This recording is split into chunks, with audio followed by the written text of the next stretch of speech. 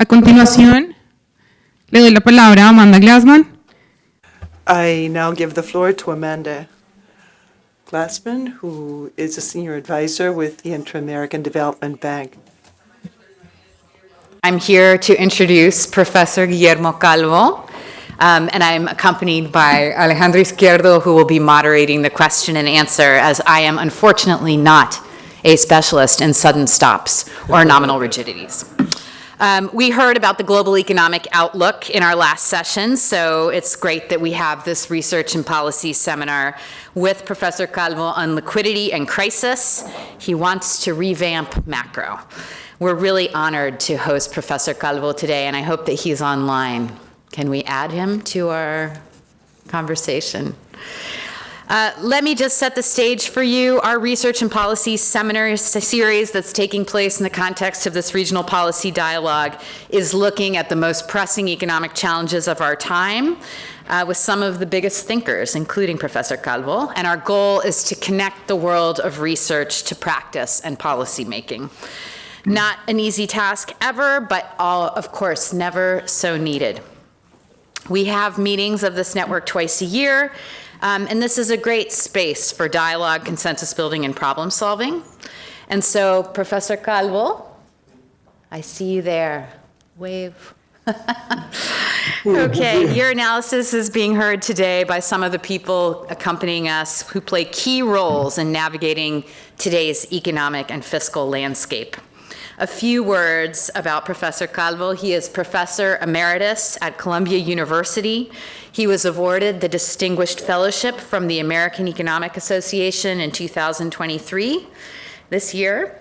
In 2022, the Journal of International Economics established the Calvo Award, conferred to outstanding research papers every 2 years. And most importantly, he served as Chief Economist of the Inter-American Development Bank from 2001 to 2006. He's conducted truly groundbreaking research on capital flows, balance of payments, and liquidity crises, current account imbalances, sudden stops, sovereign debt. It's had an enormous impact.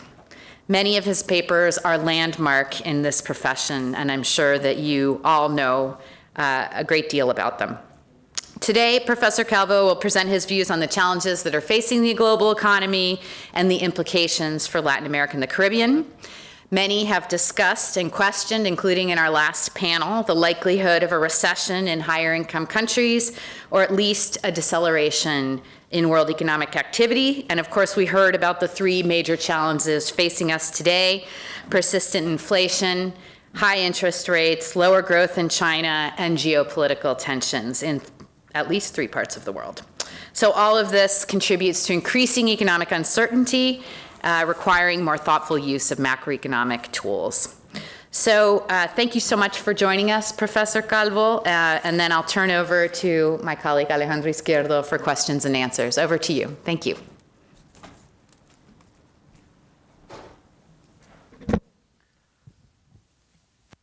So, welcome, Guillermo.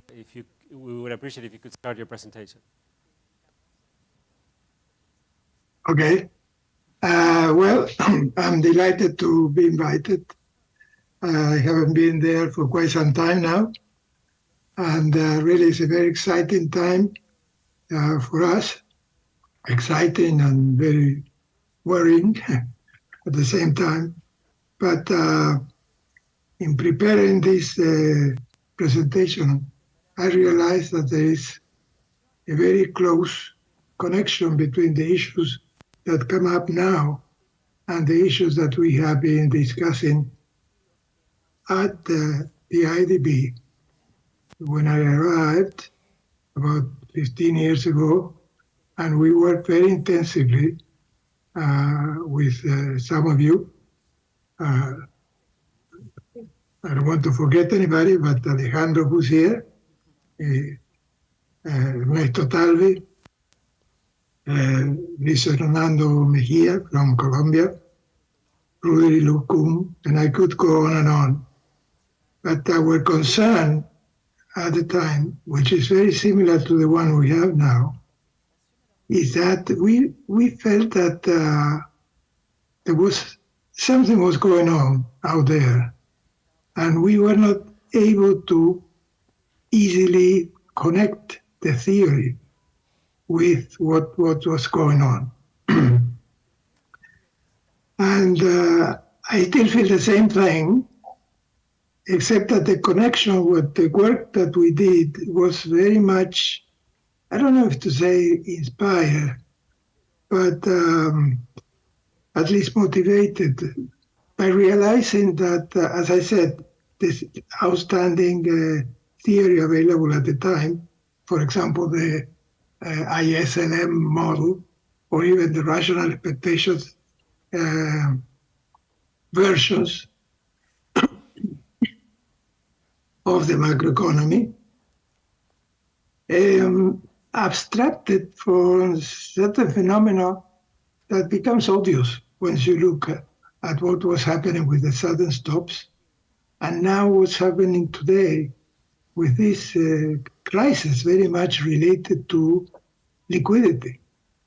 This is a completely different world analytically, because think about liquidity. Liquidity, like money, sometimes it looks like it's something very firm when you work with an ISLM model.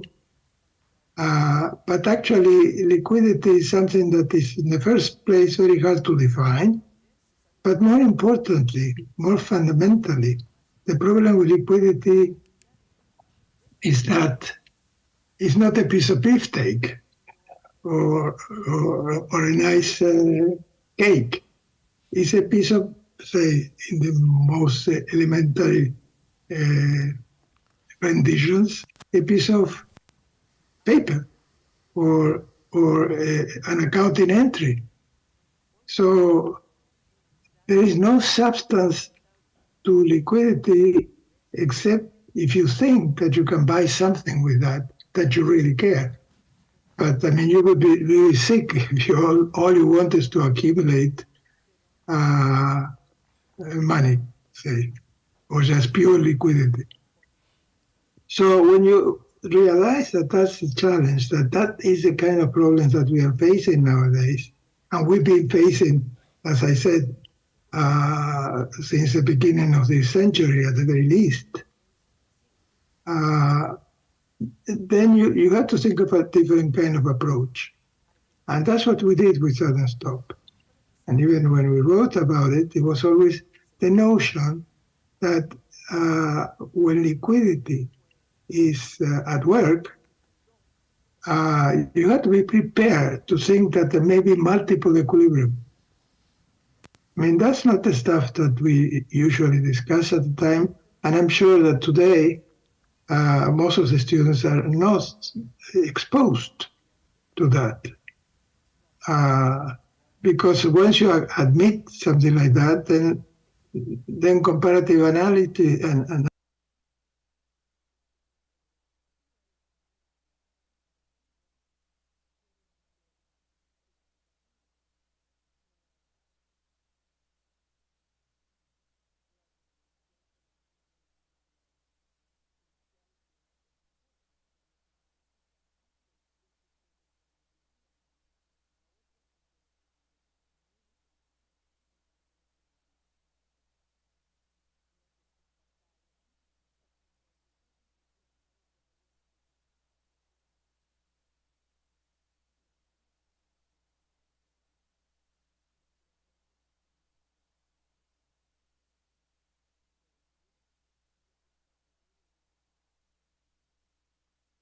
at some point in time, but saying something about what the next crisis will look like, we don't know. So all the capital that we put into understanding these things, I think we are very far still from understanding the nature of the next crisis, and more importantly, being able to prevent it. Sorry, it's been a long introduction, but I thought it was important to put it that way so that we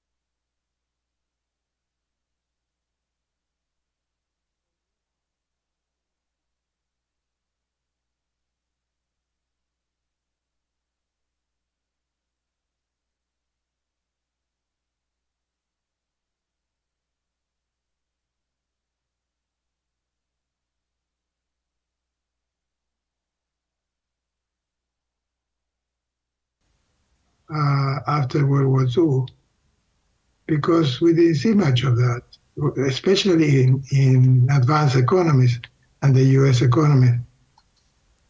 I want to remind you that macro was very oriented or focused on advanced economy for a long time. So that's part of the reason. So the ISLM model, Phillips curves, all of those things developed, Taylor rules.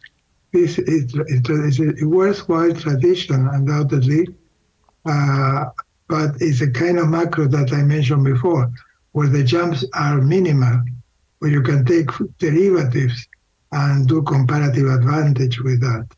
Nowadays, we are at a disadvantage doing that and could be misled by that, but we'll come to that later.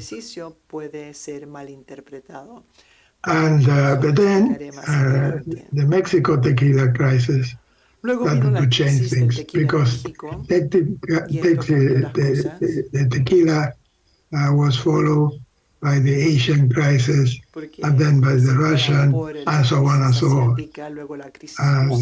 And all of them were basically surprises. So the model that had been developed before, the ISLM type of approach, could not be applied. So there are two contrasting examples which are interesting to remind ourselves about. We are all familiar with the Russian 1998 crisis. That really was a big shock, because it started, as I say here, from humble beginning. Russia had a domestic debt problem. It was not an international one, in principle. Firms like FTCM got involved and made it international, if you wish. But in principle, it was domestic debt and specified, denominated in rubles. At the time, Russia represented less than 1% of world output, and it was not a financial center. However, the Russian crisis hit virtually all emerging markets, big way.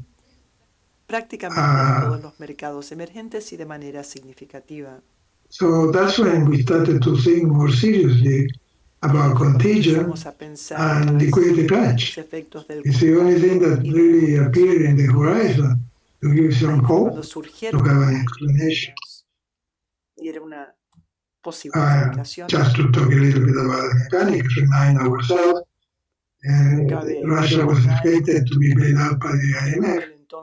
It didn't happen. Breaking chaos in Wall Street. Experts, as usual, got hit by market margin calls. I suppose the non-experts took that as a signal that something was rotten in the emerging markets, even when, after the fact, it became obvious that something was rotten in the central capital market, using instruments of emerging markets. And at the time, there was no lender of last resort to soften the blow. That's very interesting, and it's a very big contrast with the crises that were coming later.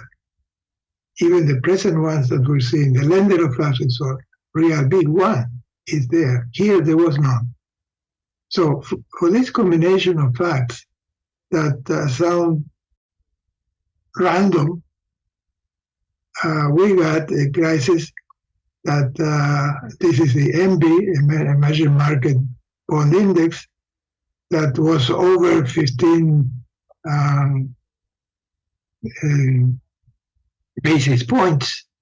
Well, I mean, he had a level very 15%. And then it took a long time, 4 years, to go back to normal. It's amazing. When you look at that, they say, how come Russia didn't mean anything? It was not throwing bombs around the world. It's not today's Russia. Really had a domestic problem. And look what happened. When you look at Latin America, and we studied this with my co-authors, you see this,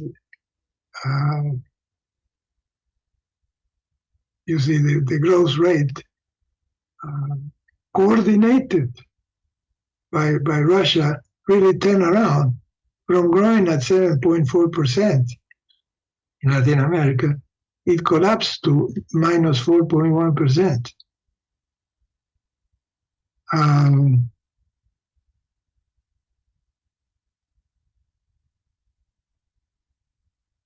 Now the previous one was investment, I believe. This is output. So stop growing. So very strong effect. Let's see. Look at Lehman. Also, the end of the result. You can imagine people who had experienced the Russian crisis, and all of a sudden they find that there is something rotten in the central capital market.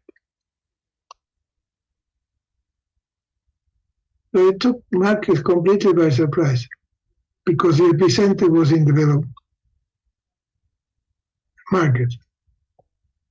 And I remember when the news broke out, that's why I say I can vouch, it generated a state of major confusion.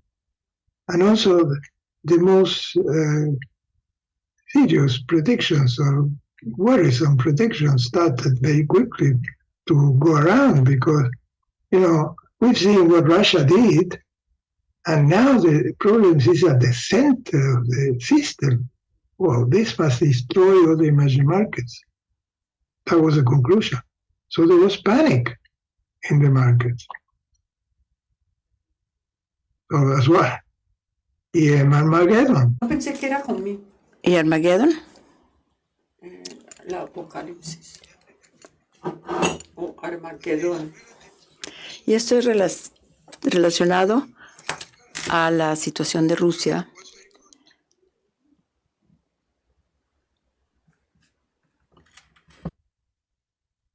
Now, why? Ahora,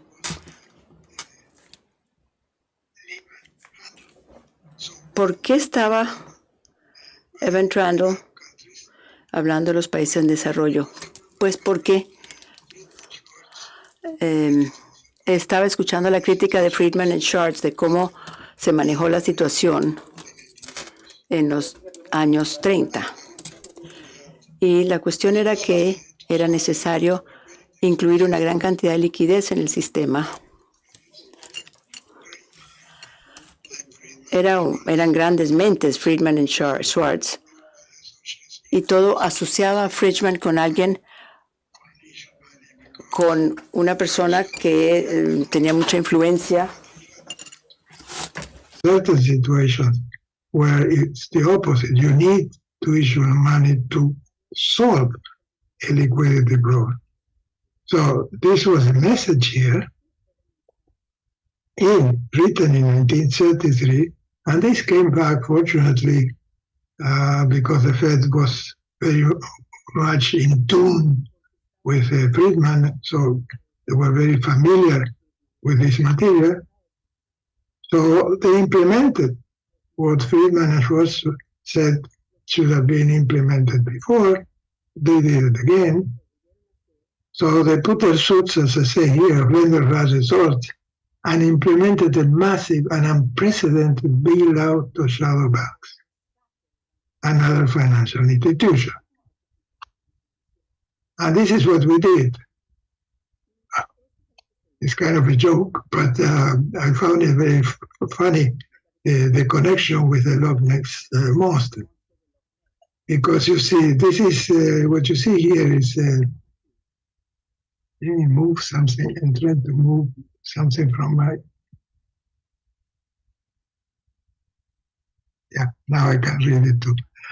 Okay, so here what you see is this is M2 in the US as a share of GDP.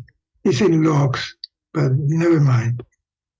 So you see that before 1990s, this was very flat. Then something strange happened here, and I won't deal with that in this presentation.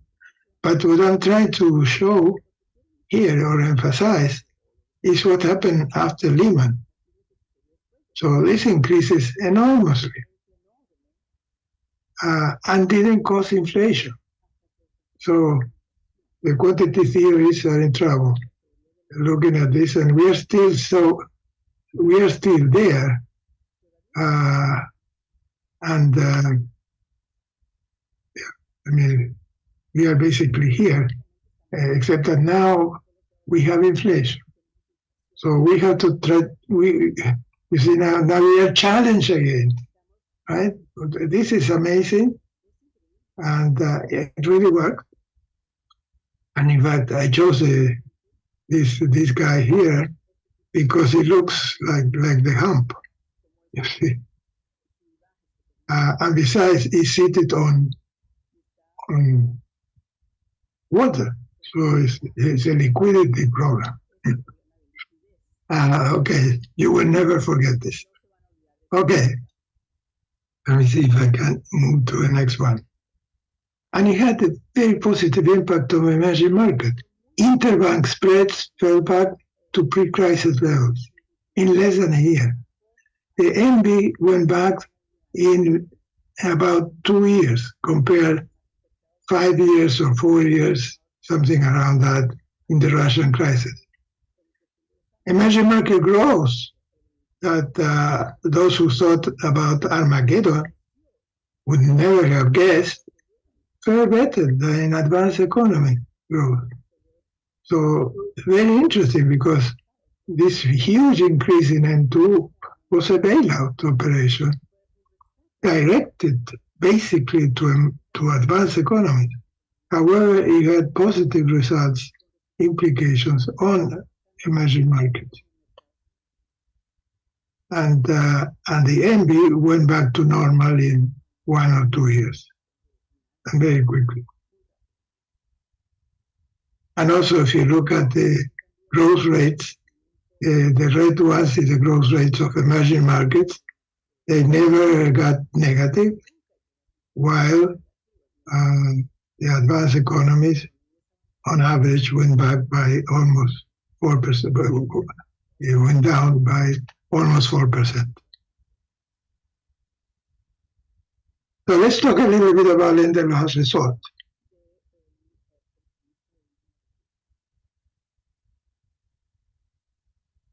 So Lehman was the beginning of a series of lenders of last resort operation. And,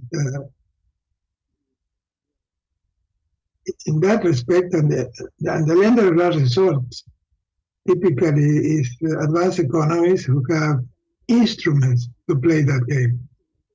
Unique, strong money or reserve currency, whatever you want to call it. The dollar is, when we talk about the dollar dominance, it means if the US needs to finance something, can just go ahead and issue dollar bills. And that in principle helps to solve the illiquidity situation. Whereas for an emerging markets, a problem. And if you want to be the extreme case of that problem, go and take a look at Argentina. So EM are handicapped in this respect and limit their ability to be lenders of last resort. However, what's very interesting is something to keep in mind, that the emerging market were able to piggyback on the lender of last resort. It's amazing. I mean, if you look at the pandemic crisis, it's amazing that, you know, we are going to see the numbers in a moment. The amount of liquidity put in the market was much higher than during the Lehman crisis. And much of that liquidity went to the hands of advanced economy. However, you see that in the emerging market, the first impact that you see, that the spreads went through the roof in 1 quarter. The first quarter went through the roof. And the next quarter, we're back to zero, basically back to where they started, because of the access to this. So this is very interesting, and it could be misleading going forward. My concern is that this has worked so well that some people already, there are some project syndicates that I've seen already saying, well, now it appears that the emerging markets have graduated. Like they don't need a lender of last resort, or maybe they don't need an IMF. They learn how to handle this so difficult situation with forgetting that there was something else going on, and an implication is that it could piggyback on advanced economy. This is exactly what I just said.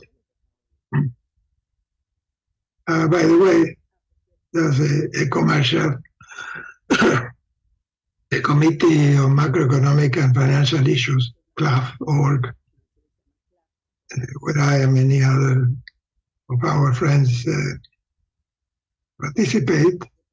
We are working on an idea which is called Emerging Market Fund. We are exploring the possibility of generating an institution or facility for the time being in the finance, in the IMF, to operate as a lender of last resort for emerging market, which is very different from the facilities available now. The IMF, when there is a problem, sends a mission to the country that is in trouble. Here the idea is to have a fund and a set of countries that belong to that fund, that if the IMF or the authority in charge realizes that there is the risk of contagion, that this fund would be able to activate sort of a bailout or operation, lender of last resort operation, to prevent those prices to collapse. This is just in the works. I mention this because it's something that I'm sure eventually the IDB will be a great partner to make progress. Now let me go to inflation. How much time do I have now?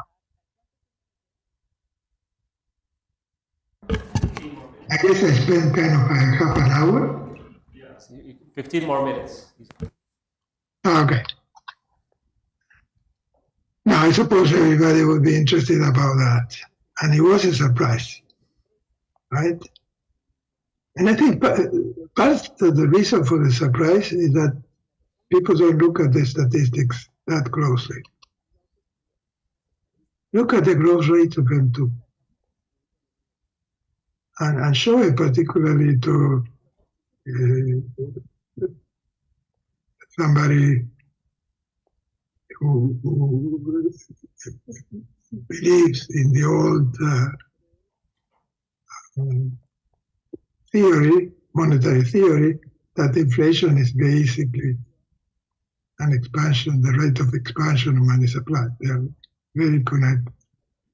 The quantity theory of money, right? So if you believe the quantity theory of money and you look at this,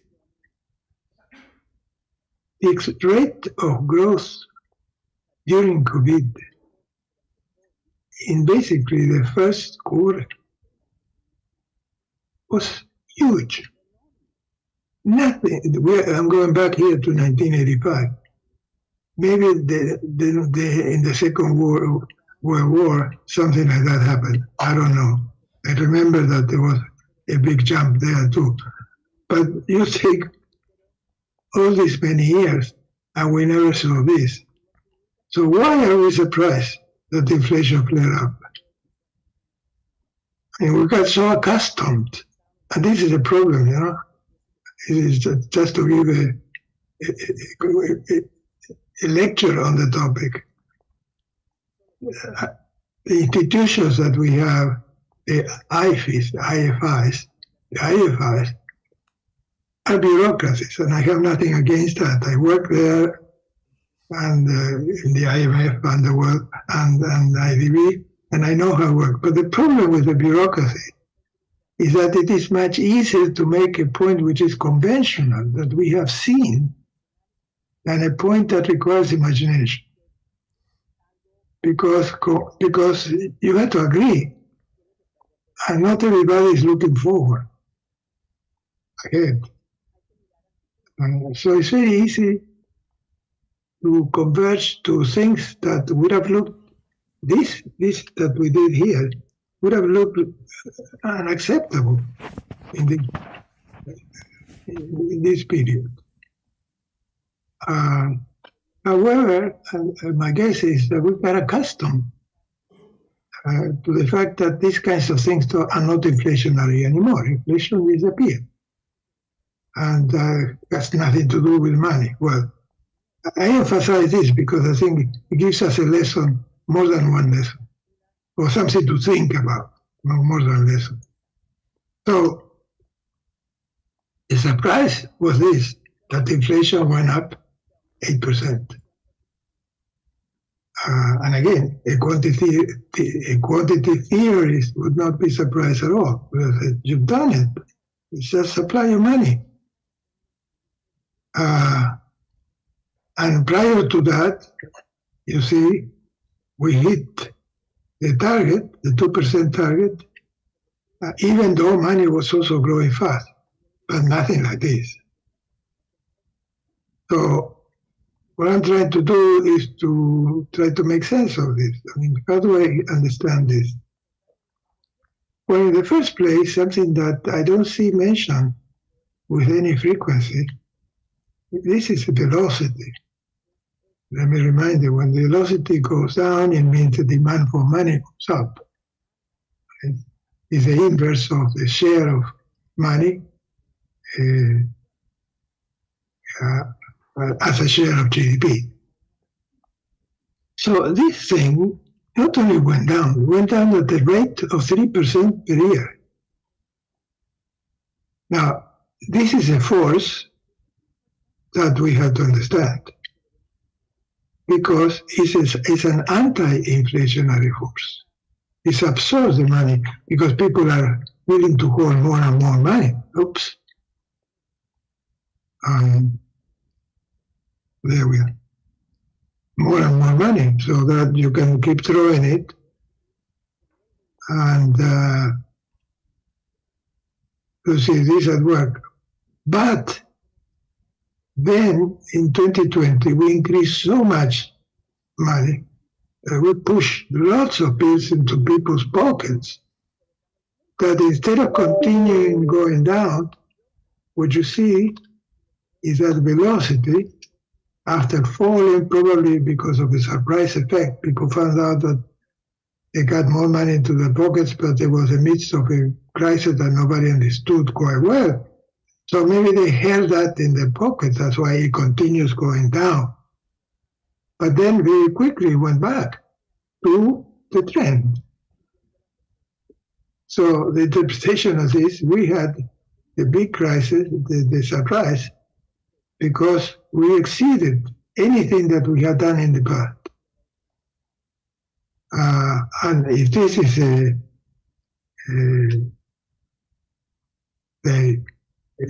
fundamental parameter, I'm going to talk about that in a moment. But if you take this as a fact, a fundamental fact that has to do with the new economics, with the role of liquidity these days and so on, and I will say something about that in a moment, we are going back to normal here, if you look at it that way. But in order to get to normal, you have to go back this period, which means demand for money goes down and inflation flares up, which is exactly what we have seen. So let's put some numbers here so it becomes a little bit more formal. In the first place, if you take from the beginning of I'm going to be looking at the statistics from the beginning of the crisis, beginning of the pandemic to now. and take average growth of the variables I'm looking here. So if you look at that period, the rate of growth of M2 is 9.4.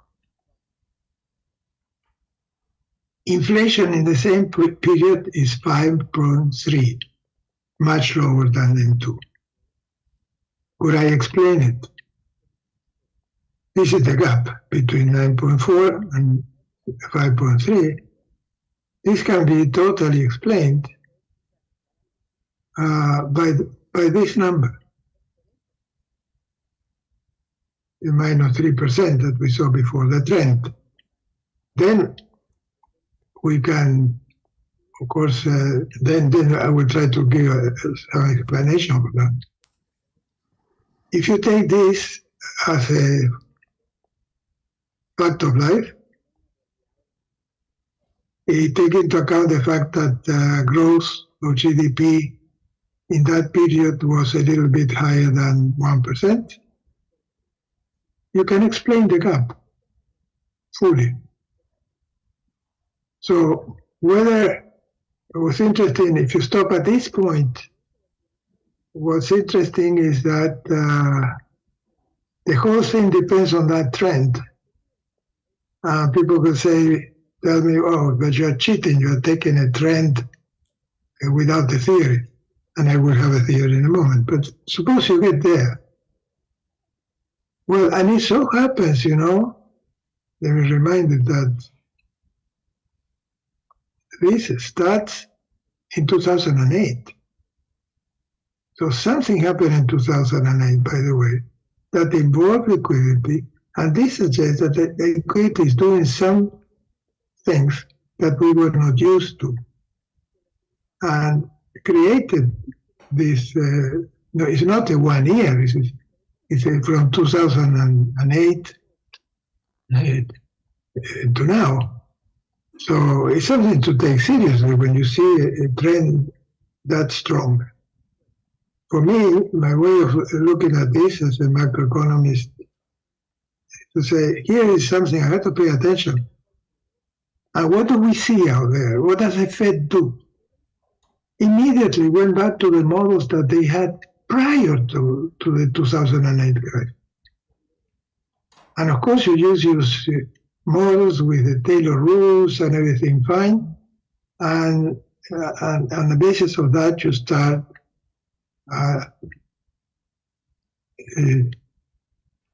choosing policies, interest rates, and sort of thing that you can get from a conventional monetary model, but a conventional to the point that it does not include the misbehavior or strange behavior of liquidity.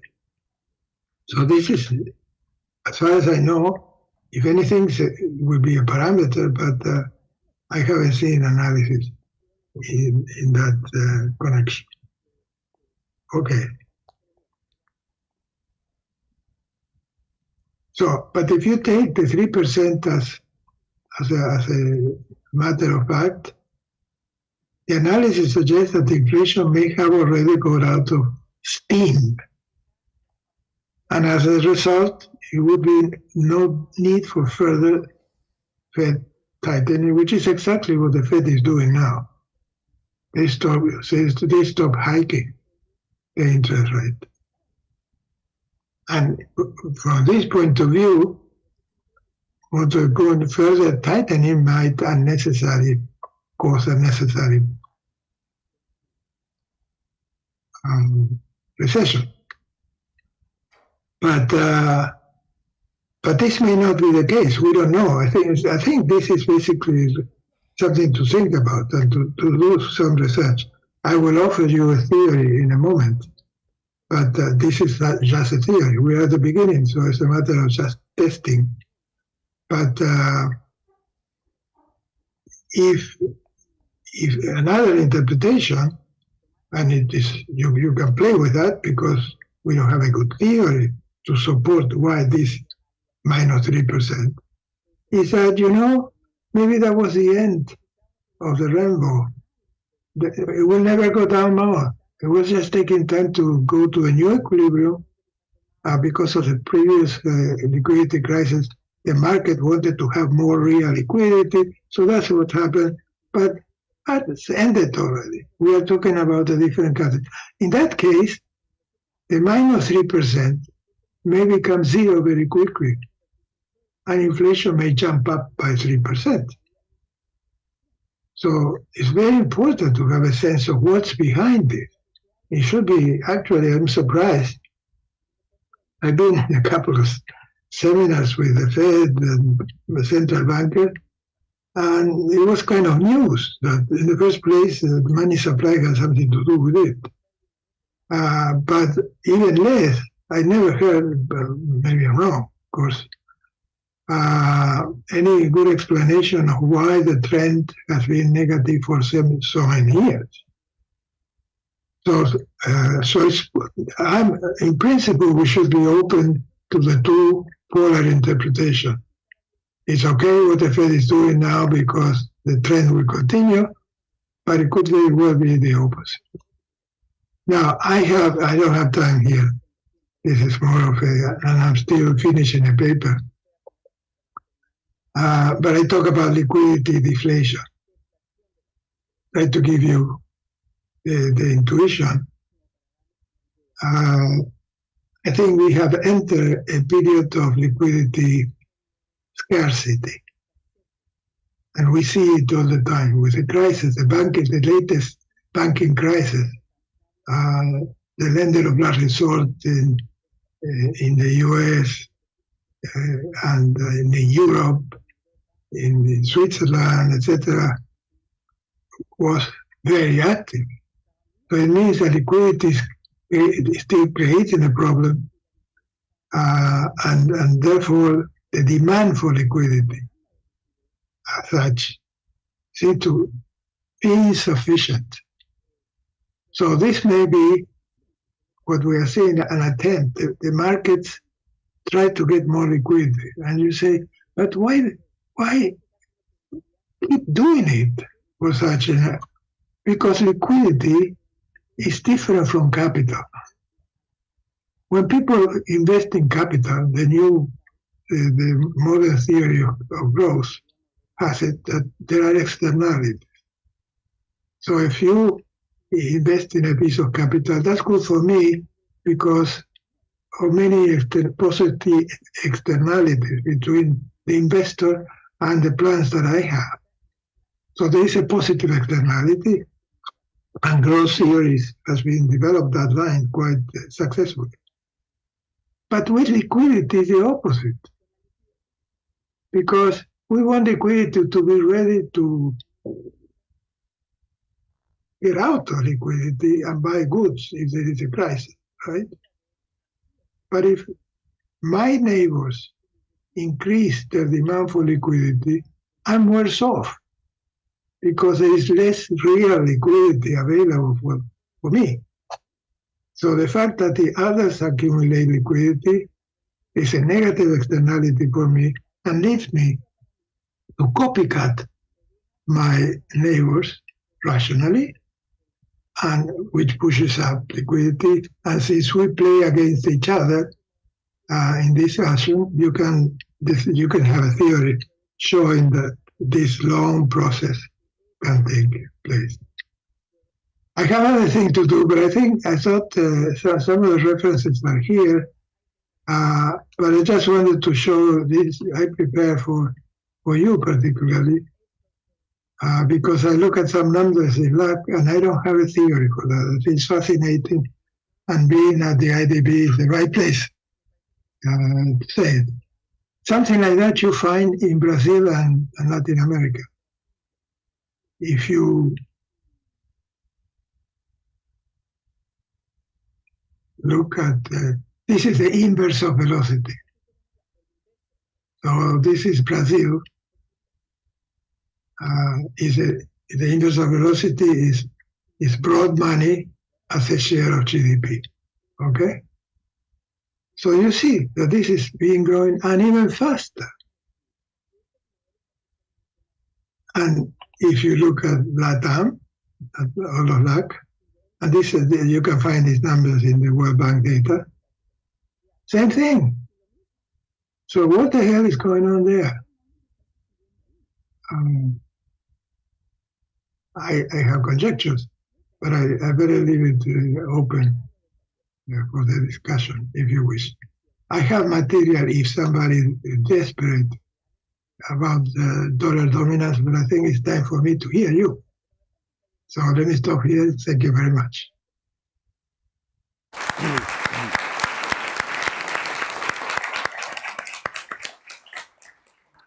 Thank you very much, Guillermo, for an excellent presentation, always making us think about what's going on in the world and in the region. You reminded me of the many discussions we've had here and the many discussions we currently have when we meet every week with a group of other economists. So thank you. It's very nice that you're sharing this with all of us now. Now I'm going to open the room for questions. But before I do that, let me basically point to the main point that Guillermo made. We have had an increase in monetary aggregate demand. It's been stable, it's been constant for the last 15 years or so, and we still don't know what's causing this. But precisely because we don't know it, and if it is related to liquidity shocks, we may get out of that very, very quickly, and so it may not be that easy for the Fed to stabilize. No, so I want to keep that as a framework for you to think about your questions. So you had a question? It's our mic. We can use over here. Right there, right there. Oh, do I have to stand? Yeah, please. Professor Calvo, thank you for your presentation. I have two questions. I'll try to be brief. One is related to the decline in the velocity of I don't hear very well. Is it on? Can I? Oh, should I see it? Okay.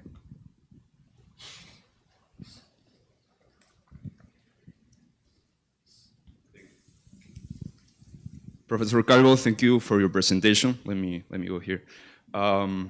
So my first question is relates to the decline in the velocity of M2 that you showed. My second question is about the lender of last resort role. So in terms of what you show for the velocity of M2, it looks like it coincides with a period of the search of other sources of money that are not included in M2, like shadow banking money, repos, even crypto. So I wonder if another measure of money that includes those instruments or those assets that can also be considered money would change that graph that you showed. That's my first question. My second question, I would like to ask you about the lender of last resort role, but in the context of the current debate regarding the dollarization in Argentina. So you mentioned something really interesting, which is this project on the emerging markets fund, which would provide liquidity to emerging markets in a period of stress. Would this be a good substitute for the role of the lender of last resort that Argentina would lose if the economy gets dollarized? And what other sources of USD funding or USD liquidity would be available if they take this path of dollarization? And let me add just one last thing related to this. What are your views in terms of this proposal of dollarizing Argentina versus a path like the one that Chile and Peru took several decades ago, where you keep your currency? Peru, as Argentina at the time was also dollarized de facto, had a de facto dollarization, but they kept their currency. They made structural reforms, and they were able to kill inflation, achieve fiscal discipline without losing monetary tools that you would lose with dollarization, the lender of last resort role, the ability or the role of the exchange rate as an automatic stabilizer. What are your thoughts on that? And sorry for the long question. Thank you. Before you answer, Guillermo, let me see if there's any other question. Who wants to pick it back? Yes, there's another one over there. Guillermo, thank you very much for a very interesting presentation. I have a question again on the EMF proposal. What would be the criteria for deciding which bonds would go into this stabilization mechanism? Thank you. Okay, yeah, Guillermo, you can go ahead. Okay. Well, very good questions. On the first question of what happened to other liquidity assets, I've done a little bit of looking at that. And if you take federal debt in the US, you also find the same pattern. There's an accumulation of treasury bonds. There is an increase in the accumulation of those assets. The only difference I noted is that before 2008, there was already a trend going down that it got steeper after 2008. So there seemed to be, and I think that's an important issue we have. When you talk about liquidity, when you focus on money, standard money issues, you remain within the neighborhood of M1, M2, etc. But when you want to address issues having to do with liquidity, then all sorts of other instruments must be taken into account. The yield on treasuries became practically zero during the pandemic and before the pandemic. So it looks very much like regular money. So I think that's a reflection of the fact that there are other things that have came forward as form of liquidity. And if I have to guess, living here in New York, very close to Wall Street, if I was there, I would say, "Gee, guys, let's create liquidity because that's what the market wants." So I'm not surprised, I wouldn't be surprised if you have new instruments that qualify as liquidity and compete with the more traditional forms of liquidity. I think that's an area that I think the fund in particular, the research department should be very much focused about, because we don't know, those things can move very quickly. And there are reasons also for other liquid instruments to come up because the weaponization of the dollar, for example, things that are very liquid now, like the US dollar, who knows?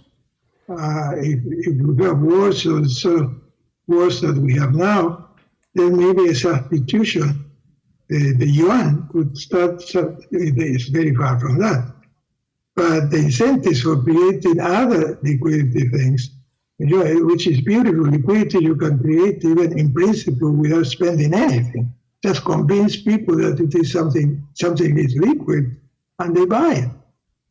And it's a piece of paper or an entry. So I think that's an area where already we see something happening, and there's a need for research if we want to be ready for the next crisis.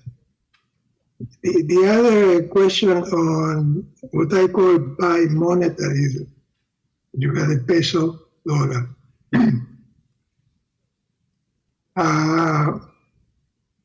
That's a very interesting question. I don't have a very clear answer in that respect. But I think we should be, in the case of Argentina, given that you raised the issue in that context, in Latin America. Bi-monetarism appears like, if they take Argentina, when you say bimonetarism, the reaction you get is we are already there. Everybody has dollars. So why do we have to discuss this? If anything, let's try to get away from bimonetarism. But if you want to, can you do something more? And certainly you can in the case of Argentina, because the dollar cannot be used as a means of transaction. You cannot go to a supermarket and pay with dollar. You have to pay with peso. So making the dollar a transactions asset, some people say, because of what I said before, that the dollar is already circulated. But if you allow it to be used for transaction, then there could be a strong incentive to use the dollar instead of the peso, because the peso is devaluing all the time. The dollar is much more stable. So it's to the benefit to everybody to use the dollar and reject the peso. So one has to be careful about that because it could generate a run against a big run against the peso with all the problems that brings about. And it's particularly relevant at this juncture with the new president. Could be that they are really tempted to go that way. I don't know, I couldn't find good examples of this because the dollarization, making the dollar transactions means of payment, for the cases if I look, for example, Venezuela, happened after a big crisis, a big, very large inflation, where all the rules were destroyed, and in the end, the dollar dominated. But do something like in Argentina now, where you would carefully manipulate and change the nature of the dollar as a means of payment, it could be dangerous. I mention this because in Argentina, Horacio Oriendo, a very distinguished lawyer, who worked with Domingo Cavallo, nothing against him, but he claims, he shows or mentions the case of Peru. Peru went into monetarism, but that was in 1993 or 92, I believe. And they had already had a hyperinflation of 1990. So after a hyperinflation, probably you can do that without any risk of worsening the situation. Okay, and the last question, that's a tricky, very good question. Certainly, we are working on this. We still don't have, it's very tricky, as you could imagine. So we need all the help. But the idea is that these are, in principle, that these are sovereign bonds, and there's a good sample of countries that join the fund, and the fund is supposed to behave as a lender of last resort, either if all of a sudden there is a collapse in the prices of the bonds included in the fund, that could trigger an intervention on the part of the EMF. But the details here, really, I learned that the devil is in the details, and that's why I think that the collaboration with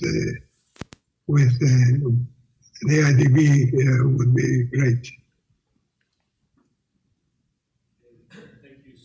Guillermo, it's been great having you. So let's give Guillermo a round of applause. Thank you.